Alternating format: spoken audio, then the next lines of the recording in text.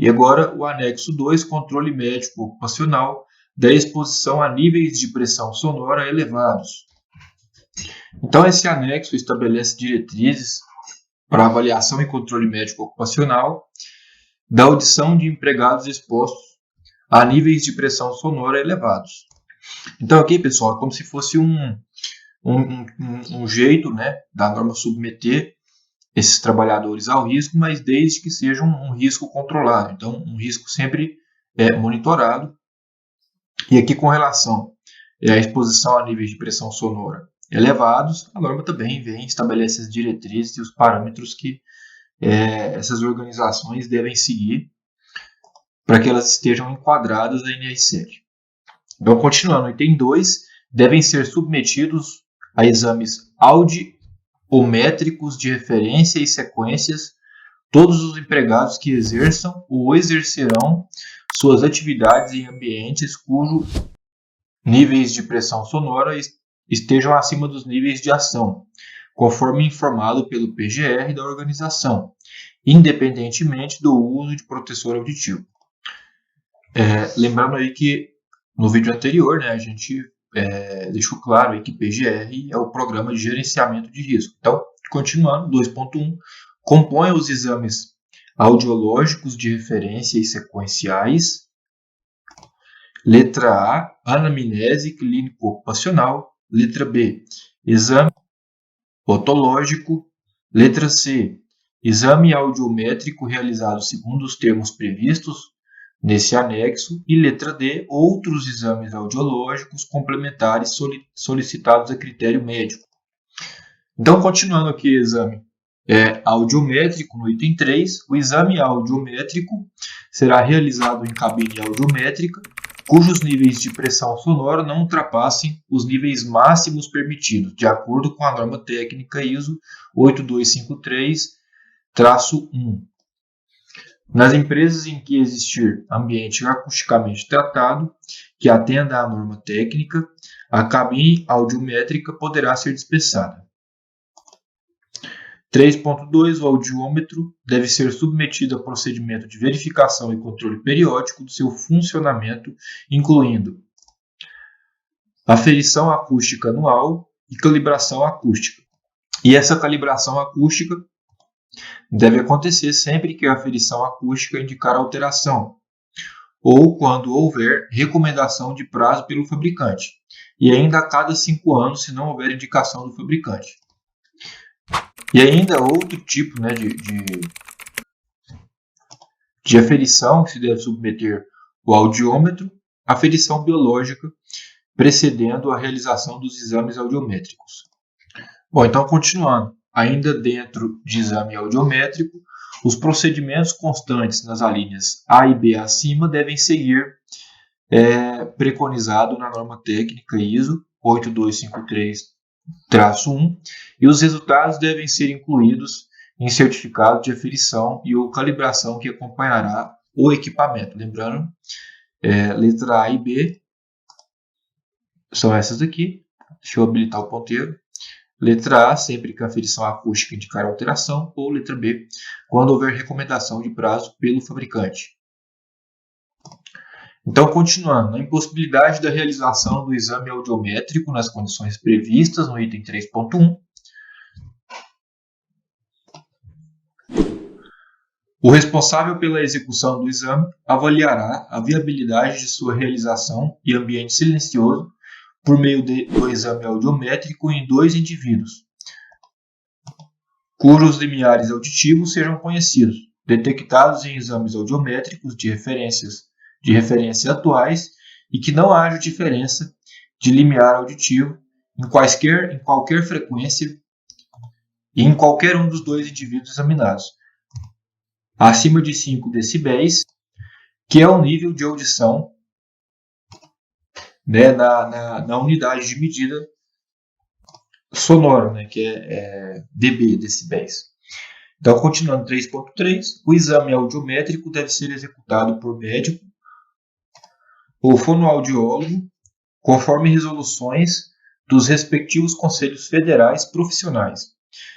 E o empregado deve permanecer em repouso auditivo por um período de no mínimo 14 horas até o exame audiométrico. Bom, ainda dentro, né, do exame audiométrico, o resultado do exame audiométrico deve ser registrado e conter, no mínimo, letra A, nome, idade, CPS e função do empregado, letra B, razão social da organização e CNPJ ou CPF, letra C, tempo de repouso auditivo, cumprido para a realização do exame audiométrico, letra D, nome do fabricante, modelo e data da última aferição acústica do audiômetro, letra E, traçado audiométrico e símbolos conforme indicados nesse anexo. Letra F, nome e número de registro no Conselho Regional e assinatura do profissional responsável pelo exame audiométrico. E aqui deixa eu só corrigir. Pronto. Então, continuando. 3.6. O exame audiométrico deve ser realizado sempre pela via aérea, nas frequências de 500, 1000, 2000, 3000, 4000, 6000 e 8000 Hz. Continuando, no caso de alteração detectada no teste pela via aérea, a audiometria deve ser feita também por via óssea, nas frequências de 500, 1000, 2000, 3000 e 4000 Hz. Ou ainda, segundo a avaliação do profissional responsável pela execução do exame. Segundo a avaliação do profissional responsável, no momento da execução do exame podem ser determinados os limiares de reconhecimento de fala, também conhecido como LRF. Bom, agora com relação à periodicidade dos exames audiométricos. Bom, pessoal, então continuando no anexo 2, no item 4, ele fala sobre a periodicidade dos exames audiométricos. Então, o exame audiométrico ele deve ser realizado, no mínimo, na admissão, anualmente, tendo como referência o exame da linha A, acima, que é o de admissão, né? E letra C, na demissão. Então, depois que o colaborador é contratado, ele faz o exame na admissão, e depois, de ano em ano, ele repete esse exame, e quando ele for demitido também. Então, continuando, na demissão pode ser aceito o exame audiométrico realizado até 120 dias antes da data de finalização do contrato de trabalho. Então, se ele fizer o exame anual, da linha B e ele for demitido antes dos 120 dias, o exame que ele fez anual pode ser aceito, como se fosse o exame demissional. Então, o intervalo entre os exames audiométricos pode ser reduzido a critério do médico, do trabalho responsável pelo PCMSO.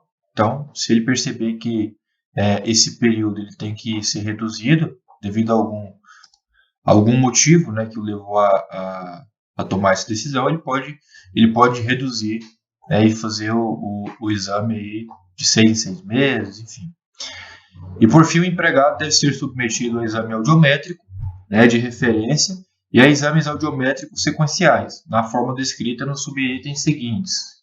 Próximo slide.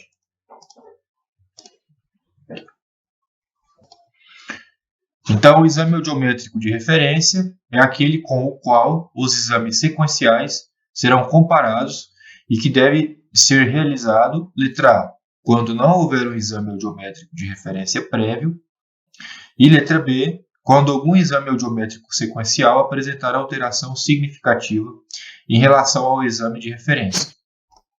E por fim, para encerrar essa parte de periodicidade dos exames audiométricos, o exame audiométrico sequencial é aquele que será comparado com o exame de referência e se aplica a todo empregado que já possua um exame audiométrico de referência prévio. Passando aqui para o item 5, que fala justamente sobre a interpretação dos resultados desses exames audiométricos. Então, são considerados, dentro dos limites aceitáveis, para efeito deste anexo, os casos cujos audiogramas mostram limiares auditivos menores ou iguais a 25 decibéis. Olá, peço desculpas por interromper sua aula por um breve momento, mas tenho algo importante e vantajoso para compartilhar com você. Se você está gostando desta aula, tenho uma ótima notícia. Agora, você pode levar sua experiência de aprendizado para o próximo nível fazendo sua matrícula em nosso site. Ao se matricular, você terá acesso exclusivo a uma série de benefícios. Primeiro, você pode baixar a apostila completa do curso em PDF, perfeita para acompanhar as aulas e revisar o conteúdo sempre que precisar. Além disso, ao concluir o curso, você terá a oportunidade de adquirir um certificado de conclusão, um grande passo para o seu desenvolvimento profissional e acadêmico. E sabe o que mais? Ao assistir às aulas diretamente em nosso site, você terá uma experiência de aprendizado sem interrupções ou propagandas. Isso significa mais foco e eficiência no seu estudo. Então, não perca essa chance. Clique no link na descrição deste vídeo ou visite nosso site para se matricular agora mesmo. É rápido, fácil e vai transformar a maneira como você aprende. Agora, vamos voltar à aula. Obrigado por sua atenção e nos vemos no site. 25 decibéis, né, em todas as frequências examinadas. Então aqui a NR7 basicamente, né, estabelece um parâmetro, né, um critério que deve ser seguido na interpretação, e ainda são considerados sugestivos, né, de perda auditiva induzida por níveis de pressão sonora elevados, os casos cujos audiogramas nas frequências de 3.000 e ou 4.000 e ou 6.000 Hz apresentem limiares auditivos acima de 25 e mais elevados do que nas outras frequências testadas, estando essas comprometidas ou não, tanto no teste da via aérea quanto na via óssea, em um ou em ambos os lados. E não são consideradas alterações sugestivas aquelas que não se enquadrem nos critérios definidos, né, no item 5.2, que é o item anterior.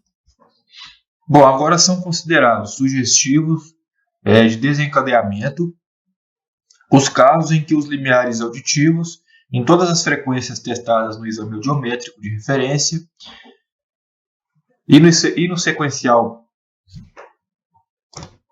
permaneçam menores ou iguais, né, a 25 decibéis, mas a comparação do audiograma sequencial com o de referência mostra a evolução que preencha um dos critérios abaixo. Então, o primeiro critério, letra A diferença entre as médias aritméticas dos limites auditivos no grupo de frequências de 3, 4 e 6 mil Hz iguala ou ultrapassa 10 decibéis. Ou, letra B, a piora em pelo menos uma das frequências de 3, 4 ou 6 Hz iguala ou ultrapassa 15 decibéis. E ainda também são considerados sugestivos de desencadeamento os casos em que apenas o exame audiométrico de referência apresenta limiares auditivos em todas as frequências testadas menores ou iguais a 25 decibéis. E a comparação do audiograma sequencial com o de referência preenche um dos critérios abaixo. Então, o primeiro critério é a diferença entre as médias aritméticas dos limiares auditivos no grupo de frequências de 3, 4 e 5, 6 mil Hz iguala ou ultrapassa 10 decibéis. Ou, o segundo critério, a piora em pelo menos uma das frequências de 3, 4 ou 6 mil Hz iguala ou ultrapassa 15 decibéis. Bom, agora o próximo item são considerados agora sugestivos de agravamento, os casos já confirmados em exame audiométrico de referência e nos quais a comparação, deixa eu só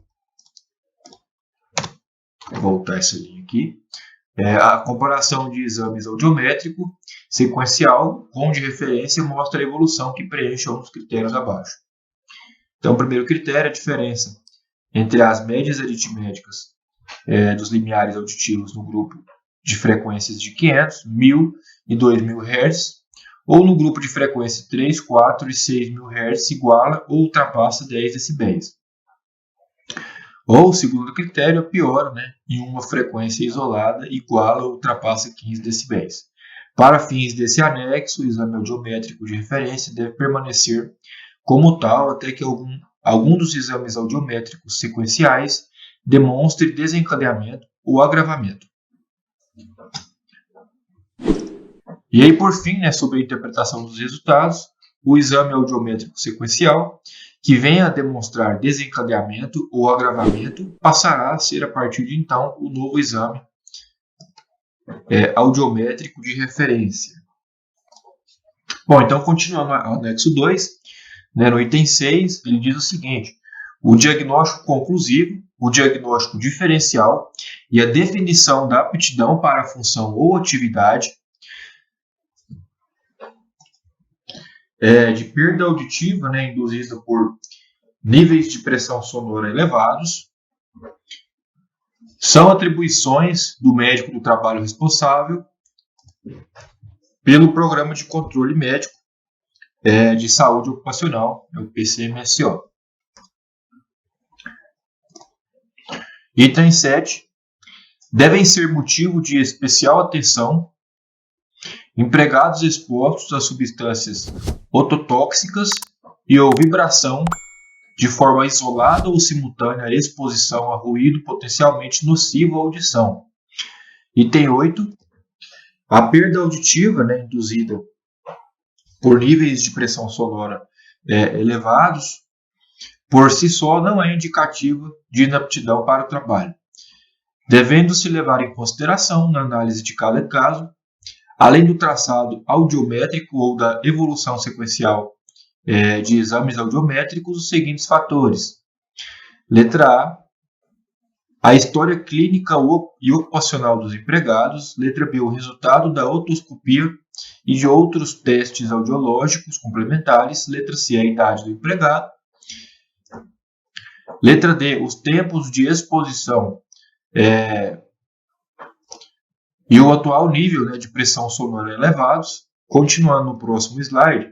Letra E, os níveis de pressão sonora a que o empregado está ou esteve exposto no exercício do trabalho. Letra F, a demanda auditiva do trabalho ou da função. G, a exposição não ocupacional a níveis de pressão sonora elevados.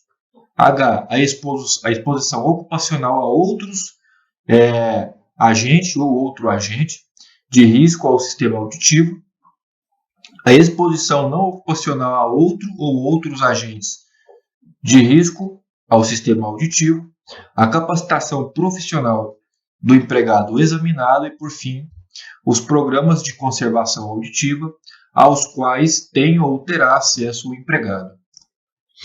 Então, continuando, o anexo 2 é um anexo bem comprido, né? Cheio de parâmetros, cheio de critério, de referência que estabelece, né, essa condição, né, de não só de melhora no trabalho, mas também de interpretação dos exames, dos resultados. Então, continuando no item 9, nos casos de desencadeamento ou agravamento da perda auditiva, conforme os critérios deste anexo, o médico do trabalho responsável pelo PCMSO deve definir a aptidão do empregado para a função, deve ainda incluir, né, o caso no relatório analítico do PCMSO, deve ainda participar da implantação, aprimoramento e controle de programa, né, que visem a conservação auditiva e prevenção do programa, da progressão, né, da perda auditiva do empregado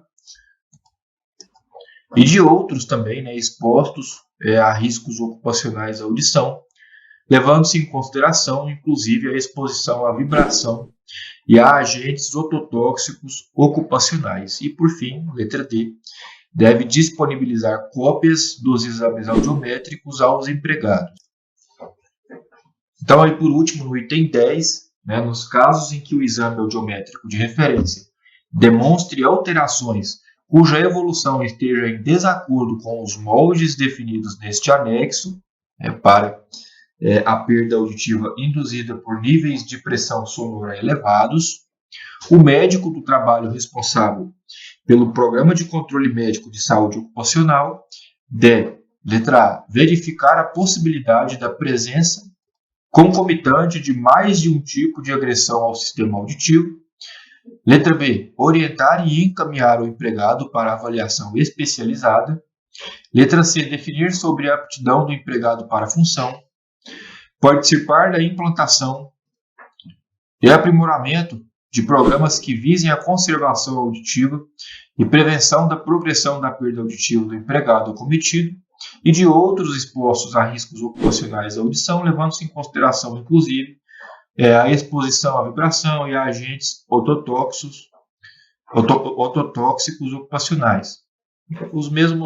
As mesmas alíneas aí do item anterior, e letra E, por fim, né, disponibilizar cópias dos exames audiométricos aos empregados.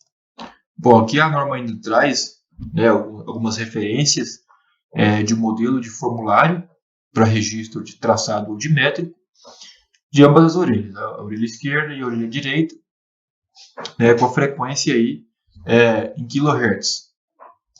E coloca aí uma observação, né, a distância entre cada oitava de frequência deve corresponder a uma variação de 20 decibéis no eixo do nível de audição.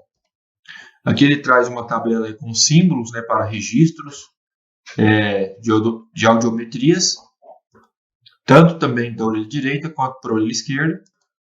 E as seguintes, né, observações: os símbolos referentes à via de condução aérea devem ser ligados por meio de linhas contínuas para a orelha direita e linhas interrompidas para a orelha esquerda. Os símbolos de condução óssea não devem ser interligados. E, por fim, no caso de uso de cores, a cor vermelha deve ser usada para os símbolos referentes à orelha direita e a cor azul, né, deve ser usada para os símbolos referentes à orelha esquerda. Bom, então o anexo 2 é isso, né? Agora, E aí, tudo bem? Estou passando apenas para deixar um recado bem rápido para você que acabou de ver essa aula e que gostaria de assistir a todas as aulas desse curso. É bem fácil, basta você clicar no link que está na descrição deste vídeo ou acessar www.novacursos.com.br. Fazendo sua matrícula em nosso site, você terá acesso a todas as aulas desse curso e mais centenas de outros cursos, além de poder fazer avaliação. E caso você queira, poderá estar adquirindo o certificado com um valor bem acessível.